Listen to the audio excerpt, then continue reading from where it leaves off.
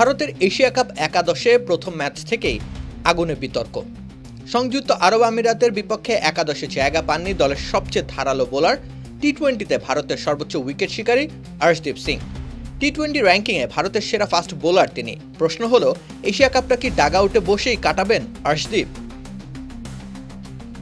একাদশে একজন specialist pacer হিসেবে ছিলেন জসপ্রীত বুমরা, আর সঙ্গে 3 অলরাউন্ডার 2 স্পিনার খেলিয়ে ম্যাচ হেসে খেলে জিতল ভারত।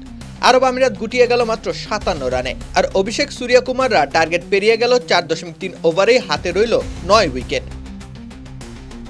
তবু প্রশ্ন উঠল, আর্শদীপকে বসিয়ে রাখার পেছনে কি কোনো লবি বা কোনো পক্ষপাত কাজ করছে? এই প্রশ্নে ক্ষেপে উঠলেন ব্যাটিং কোচ শীতাংশু কোটাক। রুচি চানাচুর অরিজিনাল মিক্স, চানাচুরের আসল স্বাদ। স্পষ্ট করে বললেন, 15 জনের সবাই একাদশে খেলার যোগ্য, কিন্তু এ তো দলগত খেলা। এখানে কোনো ব্যক্তিগত পছন্দ অপছন্দ নেই। যেটা দলের জন্য সেরা সেটাই ঠিক করবেন হেড কোচ গৌতম গম্ভীর আর অধিনায়ক সূর্যকুমার যাদব। তাই কেউ খেলুক বা না খেলুক, সবাই দলের পাশে দাঁড়াচ্ছে।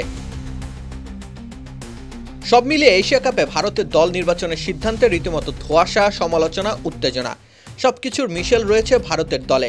আর এর মাঝেই সামনে হাজির হচ্ছে মহারণ, দুবাইয়ে চিরপ্রতিদ্বন্দ্বী পাকিস্তানের বিরুদ্ধে লড়াই।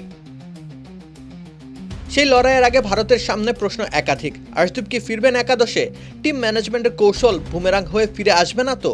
সব প্রশ্নের জবাব মিলবে ভারত পাকিস্তান হাই ভোল্টেজ ম্যাচে। রাকিব হোসেন রুম্মান, খেলা ৭১।